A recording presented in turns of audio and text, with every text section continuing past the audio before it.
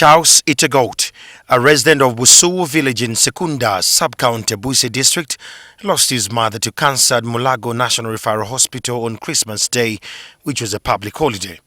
From Mulago, Itagoat and his relatives transported the body to St. Francis Funeral Home in Kenya, where it was preserved and kept for 5 days before it was buried on Saturday. Our culture is literally to bury the next day.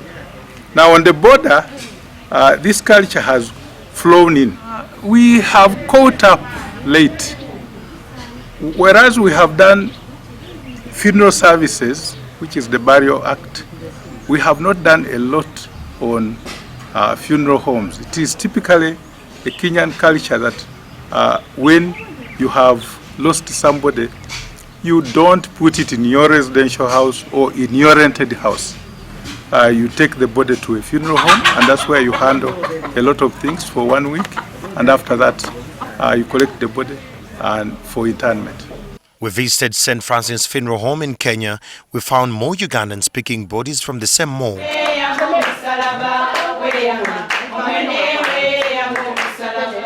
We lost our grandmother and we brought her here because in Uganda, Busia, Uganda, we do not have any funeral.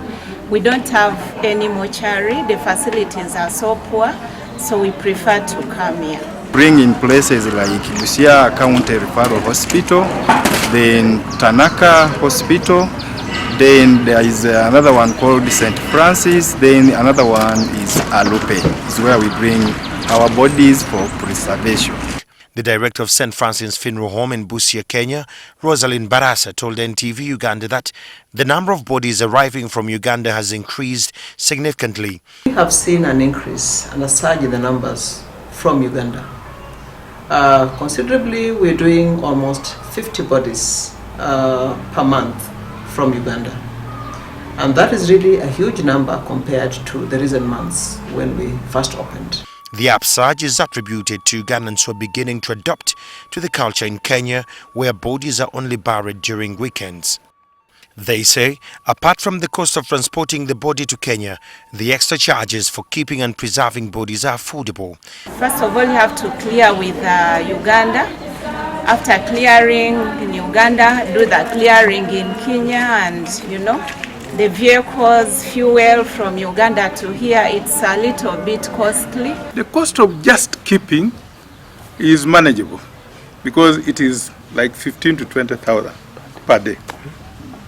And if you kept there for a week, well, that's like 140,000. There is now the full cost. Like we have had to pay the equivalent of 1.5 million to do everything. Well, when you are there, it's like a complete package. You get a coffin, you get the dressing, and you get transport back to the home.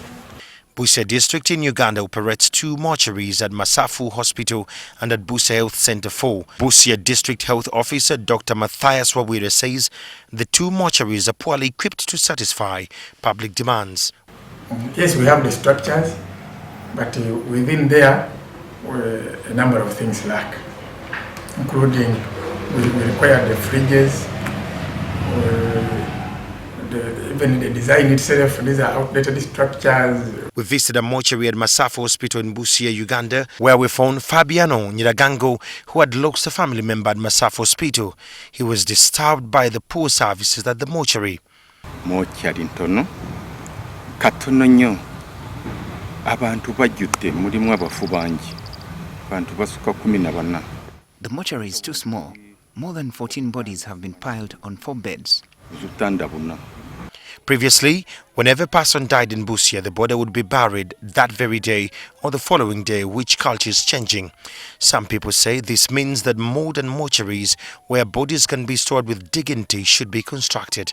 But that is like something that should be a private enterprise. It may not go so fast with government.